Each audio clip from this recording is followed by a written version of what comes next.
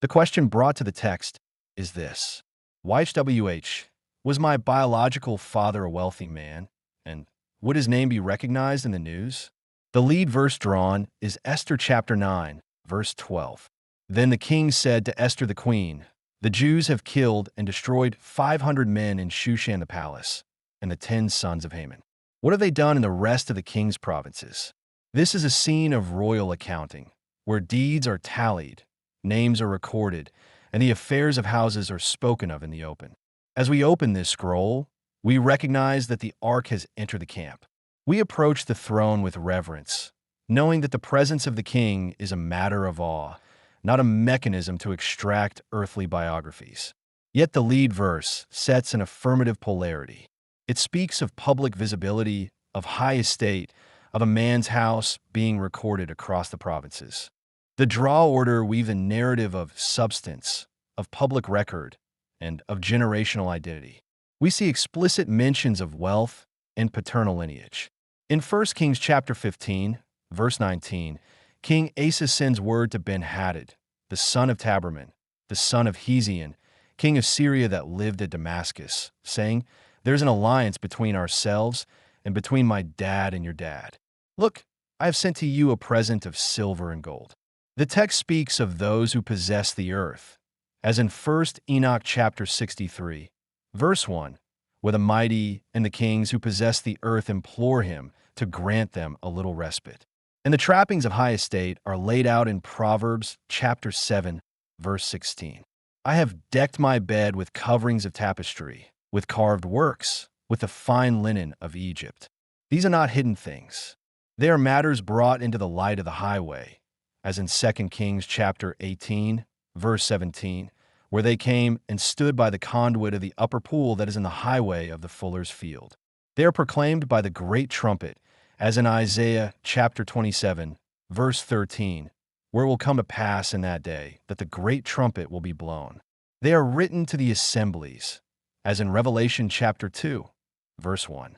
To the messenger of the called out assembly who is in Ephesus, write, "And who has performed and done this, calling the generations from the beginning?"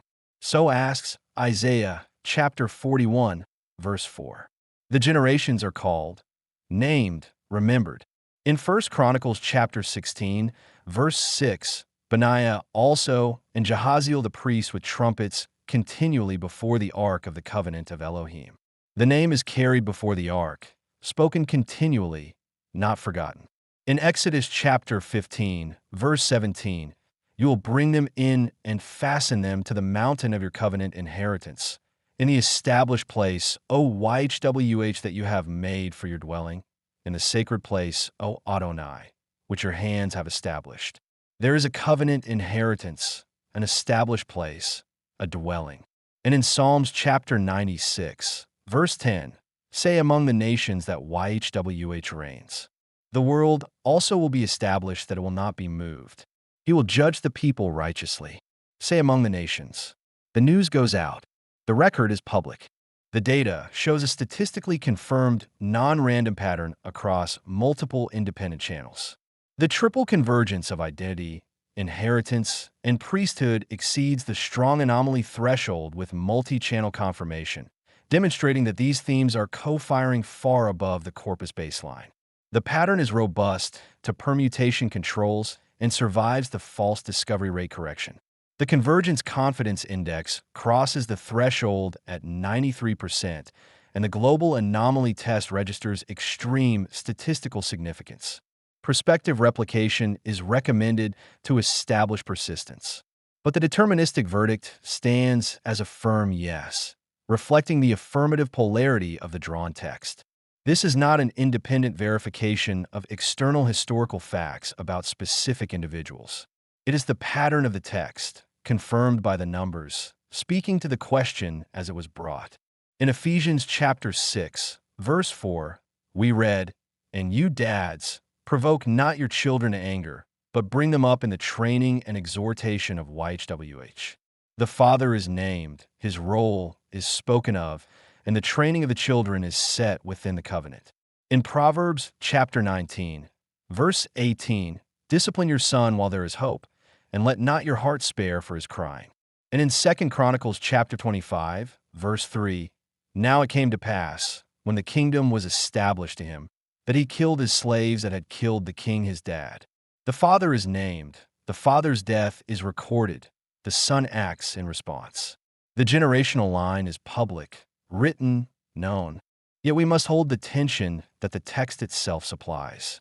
In Amos chapter 6, verse 3, there is a word to those who put far away the bad day and cause the seat of violence to come near. In Esther chapter 9, verse 12, the 10 sons of Haman are named, and their end is destruction. The name is in the record, yes, but the record speaks of judgment as well as honor. In Isaiah chapter 5, verse 24, therefore as the fire burns the stubble, and the tongue abandons the dry grass, so their roots will decay, and their sprouts will ascend as dust, because they have cast away the Torah of YHWH of armed hosts, and despised the word of the Holy One of Israel. The roots decay. The name may be spoken of in the provinces, but if it is not rooted in covenant faithfulness, it ascends as dust. And yet the anchor holds.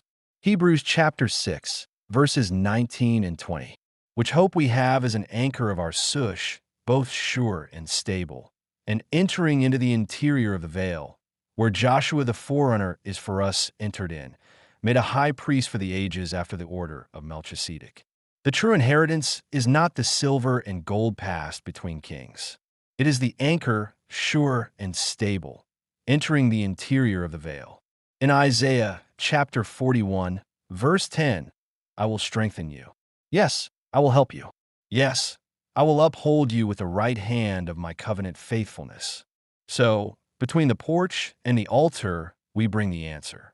The text and the numbers converge to speak an affirmative word to the question. Was your biological father a wealthy man?